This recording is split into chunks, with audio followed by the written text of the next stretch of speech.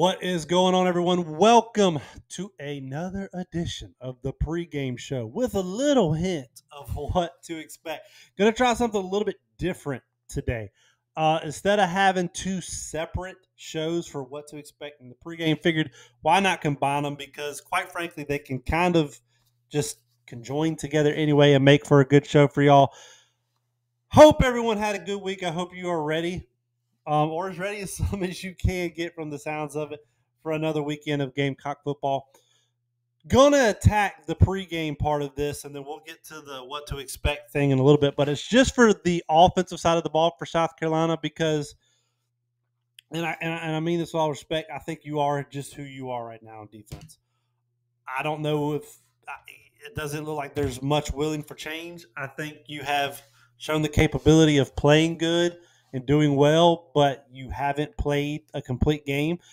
And I think for the avenue for South Carolina to win this game is for the defense to play a complete game. I think that's kind of it. And I hate that. And I hate that because for me, it kind of feels like a cop out. And I don't like that at all. But that's kind of it for me at this point.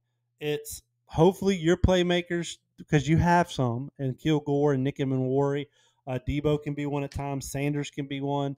Hemingway can be one. You have playmakers. Hopefully they can go make plays, and hopefully they can do it consistently, and hopefully they can play a full game.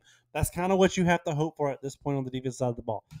And I hate that. I truly do. I wish I could give you a more elaborate what needs to happen. That's just it. Currently with how your defense is ran, that's kind of what you need to do. But on the offense side of the ball, there's things you can do. So we are going to attack those concepts up there for a little bit. But jump straight into the score prediction. I have the score prediction being 24-13 Texas A&M. I think it's going to be a low-scoring game. I think Texas A&M's offense doesn't necessarily pop off of the film and scare me, but they do have playmakers that scare me. Again, it's going to have to just depends on what defense shows up, and I honestly don't know. Is it going to be the first half defense against Missouri and Georgia, or the second half defense against Georgia? First half defense against Georgia and the second half defense against Missouri, or is it going to be first half against Missouri and the whole Florida? I just don't know at this point. Could it be higher for Texas A&M? Yes. I just don't have confidence in Max Johnson. However, he is a tough SOB, will stay in the pocket and make plays. So that is something you need to watch out for. But I have a 24-13. Kind of expect it to be kind of an ugly game, to be honest with you, because I don't know what you're going to have on the offensive line. As of yesterday, Tree and Trevon were still labeled as questionable, which is the last thing you need for this offensive line, who is already depleted enough as it is. I'm assuming Xavier Leggett is probably going to go. I would kind of be shocked at this point, but this is a game where you're already injured and you're kind of just adding insult into injury with all the injuries you have. So it can get ugly for sure. But like we do here, we kind of give you the what I think is going to happen, which kind of just saw a slow. Will this game end 24-13 in Texas A&M? And I give you, what has to happen for South Carolina to win the football game? Because there's always avenues to win the football game. Some of them may be more extreme than the other. Then there's other ones that can happen, and you have more tendencies to.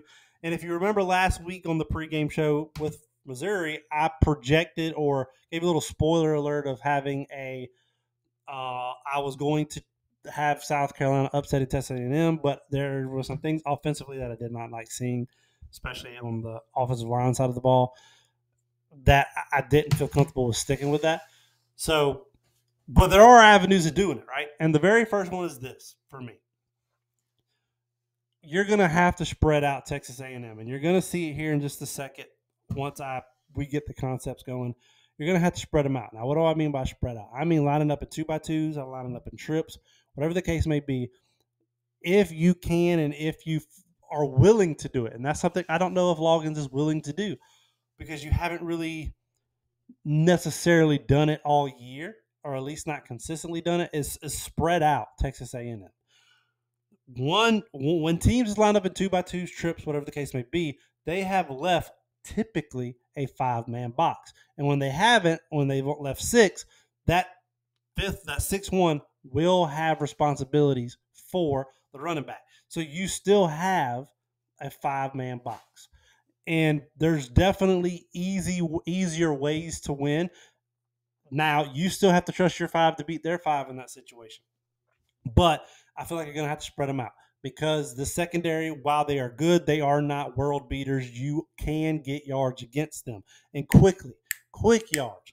The concept like Loggins had that they didn't go to last weekend at Missouri, where they had Harbor in the slot. I think it was Knox, and then they had Omega Blake, I want to say.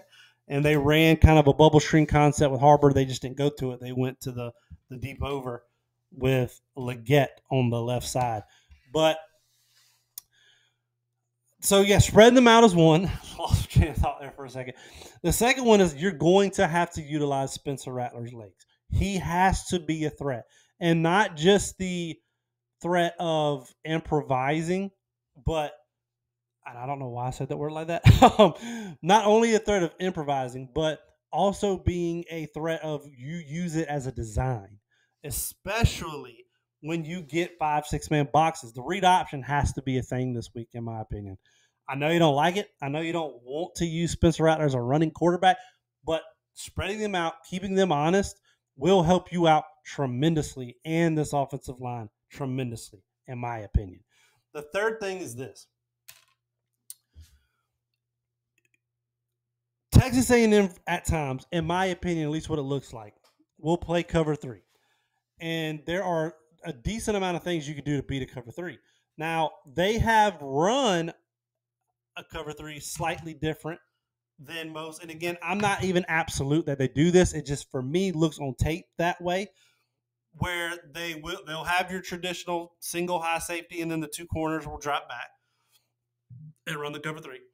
Or what they'll have is 2 safeties drop back and a linebacker drop deep back in the cover 3 that way. Regardless, if they decide to run a cover 3 and you can spot it and you can tell this is what you're going to get, a lot of deep crossing routes can have success to this. For example, they did it all. Who did they do this against? I believe it was Florida. It was Florida. When they sent Harbor on the left side on a deep post, and then you had Leggett come on a deep cross, and there was like nobody on him. There you go. Those are the kind of things you can have success with. You can have success with the tight ends doing little drag wheel routes. There's different things you can have success with if they decide to do some of these cover 3s. You can use some cover 3 beaters. But a lot of it, there are sometimes they play straight up man as well. Again, nothing really scares me on the back half of it. Now, that doesn't mean they're not going to come and shut you down, because your receivers haven't really proved they can create separation, especially if Xavier is not able to go. But you have chances here to have yards on the board. Now, there's a difference between putting yards up and being able to finish, which you were not able to do against Missouri. You have to be able to do it if you plan on winning that game. So that's kind of the quick wrap up of the pregame show, if you will. What I expect to happen is just a low scoring, boring game.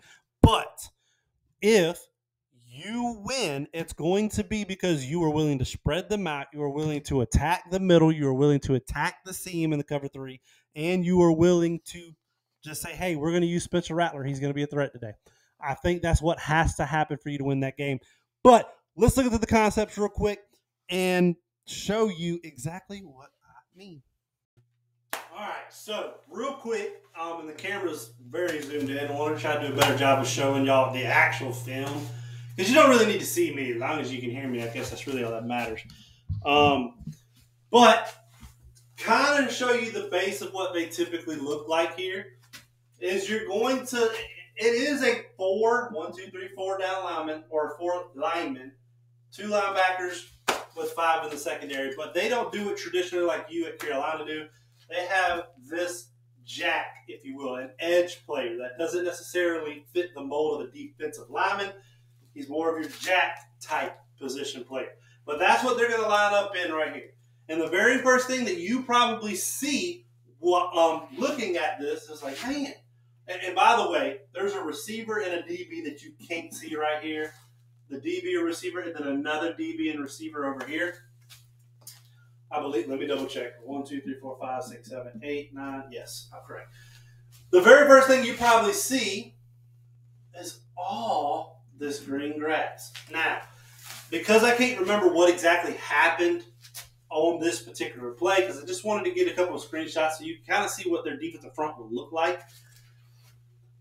What I believe happened here, because I have a hard time believing they just said we're going to play straight up man and hope for the best, because they're pressed up, because if you messed up, boom, that's a touchdown and a half. What I believe happens is this guy drops back and this corner drops back and then this outside corner drops back into a cover 3, and then you kind of have a zone, if you will, with this guy coming off or this guy. I can't remember. I believe both of them come off. Whatever the case is, this is kind of what you're looking at. Here's a different angle of it, a different play. But this is lined up with 11 personnel, which there's nothing wrong with lining up in 11 personnel. You're going to get these boxes typically. Now, what I believe winds up happening here, because as you can see, you got 3 back there, so I believe they do wind up doing some type of cover 3 zone. This guy, I can't remember. I believe his responsibility is the running back. Again, just another screenshot. But different things you can do off of this. This is a favorable box. If you can get these boxes and you're spreading these guys out, this is a favorable box to run in. You just have to hope your guys, your 6, can beat their 6. Now, that's hard to do. It is. It's extremely hard to do, especially with the injuries that you have on offensive line. So, but this is what you can expect for them to line up in. I know I got a couple of plays. Now, I don't ever foresee you ever lining up like this. I'm almost positive they have 12 personnel, maybe even 13 personnel. I can't really tell. I know this is a receiver. I don't really know who this is. I believe these are your 2 tight ends. I can't. But regardless, bunching or keeping the formation tight is not going to work in your favor, especially because of this man right here. Number 45. I'm not even going to try to pronounce his name, 1, because I don't remember it, 2, because I'll butcher it, and doesn't do that man justice. You will not have success, in my opinion, against bunched formations, allowing them to play up close in the box and adding more men. It's already hard enough to beat them with their 6. If you allow them to play this close now, I know what a lot will say, well, the play action will get them. And it might. Good luck stopping this. Again, you've already got these 3 down linemen. If you're allowing them to have more guys in the box, this is what happens. And because 45 is just a straight dude. Walter Nolan won his rep, which I need to see if he's even going to be playing. I'm sorry about the terrible cuts from this. But you can't line up in the bunch. But here, you're 11 personnel.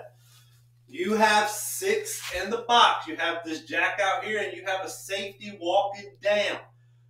I still believe, again, I don't know if this is necessarily cover 3. This tells me man because his eyes are on the receiver. Now, they might just have a cover 1 man kind of scheme going on, but what you'll see once it widens into the wide view, boom. Stop. Yeah, man. It's a man. They're a man. But a lot of times watching this, there's so much green grass. There's so much opportunity for slants. There's so many opportunities for comeback routes, which these DBs are going to give that up if you run. Now, you have to be on time, but there's so much green grass when you spread this defense out. This happens to be behind the receiver in a drop, but you have the opportunities. Here's another one, and why I think you need to use Spencer Rattler's legs. I know we don't want to use them because we want to keep Spencer Rattler healthy. Now, with this one, we just lined up with 2x2. You have these guys over here. They're essentially, there's a lot of stuff that you could do based out of a 2x2 formation with 1 guy in the backfield, right? Had to switch out batteries. My bad. That's on me. But yeah, so the 2x2 formation, there's different things when you can do when you spread them out, right? So you can easily come off and do a slant here. Get an easy 3 or 4 yards. Break a tackle, you can go for more. There's different things you can do down here as well. Now, this particular one just shows you. Now, they're not always going to drop this guy off. I believe this is the I cannot remember what that freshman's number is. Regardless, it's beside the point. There's a lot that you can do when you line up in the 2x2 and you spread them out, right? You can easily just decide, you know what I'm going to do instead is I'm going to decide not to block this edge guy, and I'm going to get to the second level and run a read option. I could easily just run a draw, because what you're going to see here in a little bit is if you ever have these 4 down linemen and these guys out here, there's only one person that can have the running back, and that's him. So a QB draw could work. If you spread out this Texas A&M offense, and you are willing to, there's different avenues. Because a lot of the times, and they'll bring this guy, these guys will get too far up, and you're going to see it here. And if they get too far up, guess what you can do? Spencer, whoop, and run for days. This is why I think you're going to have Spencer Rattler use his legs and be a threat. Now, again, another time where you're split out in the 2x2. This, anytime, I see this safety and I see this safety, especially this one creeping down a little bit more.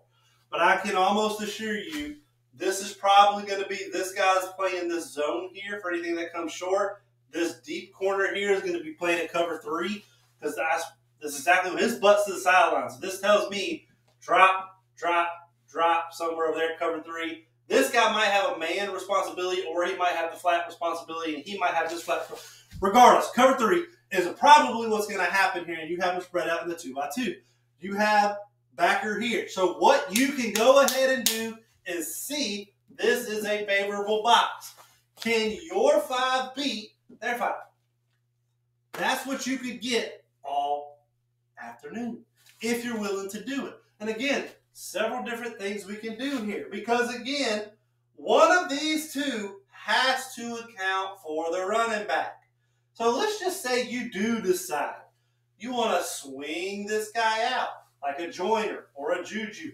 You know what you can also do? You can line up a Lewis back here. You can line up Russell back here and send him on out and have a quick little screen type deal, and boom, he's going to have to come out. Or you can send him out anyway. You can fake it, and now you have your 5 versus their 4 for a QB draw. Again, I understand you don't necessarily want to use Spencer's legs, but you can use them in this game, and you can cause Texas A&M serious issues by doing so. Are you willing to spread them out? Are you willing to use his legs? But in this case, they run the ball. But even just to show you, this is an offensive line that hasn't had the injuries you've had. This is their 5 against their 5. And let me tell you something. You still got to go in, because this is only like a 2 or 3 yard gain, if I'm not mistaken. Yeah. Now this safety comes down, and the safety helps. And they can do that, and the safeties are a decent amount of filling in. But you got to win and create, and there was just nothing created there. So there's avenues for success, and then we've already shown that one. Yeah, we've already shown all these. So there's avenues for success for this offense to succeed, right? You're just going to have to do it. And I did not place the camera near as high enough, but I wanted to focus more on this so you can see. There are avenues for this offense to have a tremendous amount of success.